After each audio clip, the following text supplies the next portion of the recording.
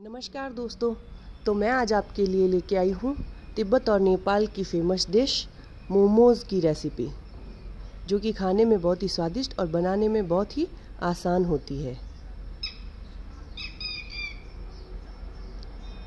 तो आज मैं यहाँ पे दो तरह से मोमोज़ बनाकर आपको दिखाने वाली हूँ। एक तो मैं यहाँ पे स्टीम मोमोज़ बनाने वाली हूँ और एक फ्राइड मोमोज़ भी मैं आपको आज बताने वाली हूँ कि हम कैसे बना सकते हैं एकदम आसान तरीके से।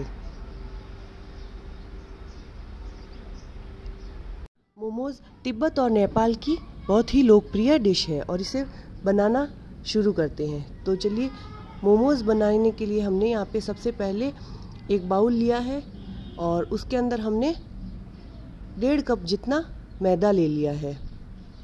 1.5 कप मैदे से हम कम से कम 25 से 30 मोमोज़ बनाकर आसानी से तैयार कर लेंगे। तो मैंने यहाँ पे 1.5 कप मैदा लिया है।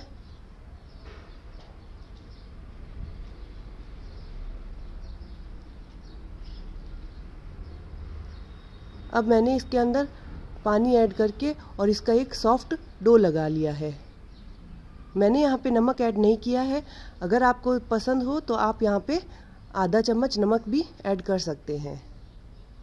तो थोड़ा थोड़ा पानी डालते हुए मैंने यहाँ पे एक सॉफ्ट डो लगाकर तैयार कर लिया है।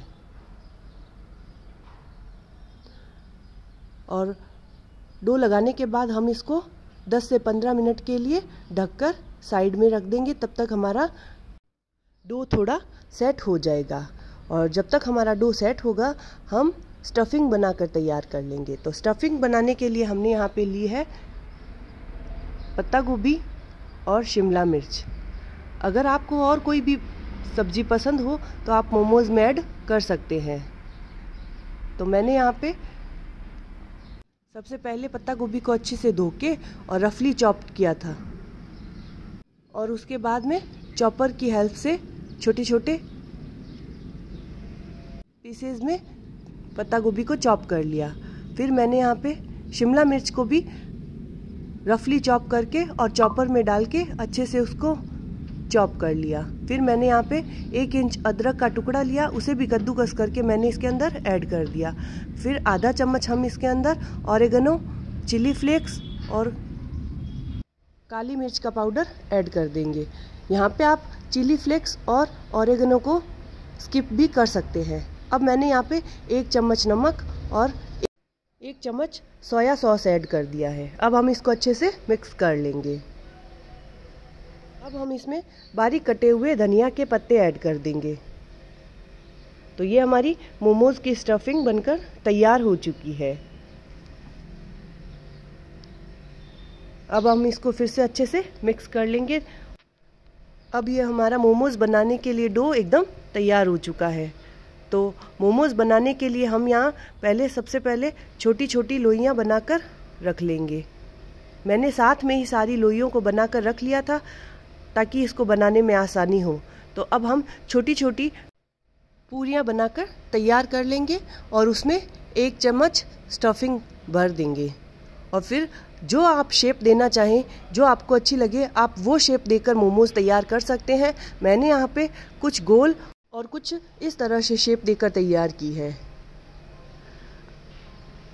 तो इसी तरह से मैंने सारे मोमोज़ बनाकर तैयार कर लिए हैं।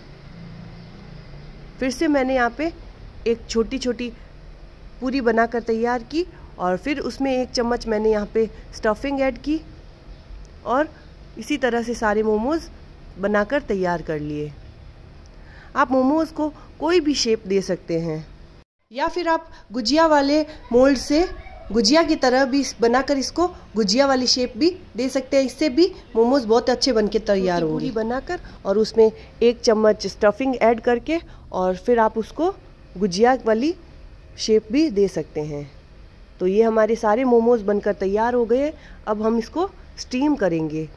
तो मैंने यहाँ पे एक कुकर लिया है जिसके अंदर मैंने 1 गिलास पानी ऐड किया है और इसके सांचों पे मैंने थोड़ा थोड़ा ऑयल लगा दिया है ताकि मोमोज़ इनके ऊपर चिपके ना। तो मैंने इडली वाले सांचे के अंदर 5 से 6 मिनट के लिए इसको हाफ कुक कर लिया है। अगर आपको स्टीम वाले मोमोज़ बनाने हों तो आप इसको 10 से 12 मिनट के लिए स्टीम कर सकते हैं और गर्मा गर्म मोमोज़ का आनंद ले सकते हैं। तो मैंने यहाँ पे इसको 5 मिनट के लिए हाफ कुक करके और फिर एक कढ़ाई में तेल को गरम करके और उसको डीप फ्राई कर लिया है। तो ये हमारे फ्राइड मोमोज़ बनकर तैयार हो जाएंगे, जिनको हम लो टू मीडियम फ्लेम पर 7 से 8 मिनट के लिए पका लेंगे। तो ये हमारे फ्राइड मोमोज़ तैयार हो चुके हैं। अब मैंने यहाँ पे दूसरी तरफ एक और सांचे में मोमोज़ डाल दिए थे, जिसको कि मैंने 10 से 12 मिनट के लिए पकाया है।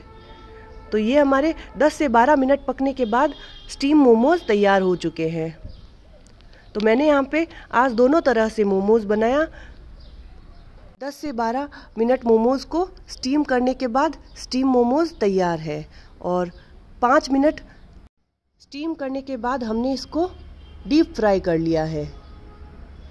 तो ये हमारे दोनों तरह के मोमोज़ बनकर एकदम तैयार हो चुके हैं, जो कि खाने में बहुत ही स्वादिष्ट बने हैं। तो ये हमारे स्टीम और फ्राइड मोमोज़ बनकर तैयार हो चुके हैं, जिनको कि हमने मेयोनीज़ और शेज़वान चटनी के साथ सर्व किया है। मोमोज़ को हम मेयोनीज़, शेज़वान चटनी, ग्रीन चटनी और टमाटर की चटनी के साथ भी सर्व कर सकते हैं। शेज़वान चटनी को भी हम घर पर बनाकर तैयार कर सकते हैं। तो ये हमारे दोनों तरह के मोमोज़ बनकर तैयार है। तो कैसी लगी दोस्तों आपको मेरी ये मोमोज़ की रेसिपी? अगर आपको मेरी ये रेसिपी अच्छी लगी हो तो प्लीज़ मेरे वीडियो को लाइक कीजिए, शेयर कीजिए और मेरे चैनल को सब्सक्राइब कीजिए। बेल आइकन को प्रेस करना ना भूलिएगा, जिससे कि मेरी हर नोटिफिकेशन आप तक सबसे पहले पहुंच सके। Thanks for watching. Her her Mahadev.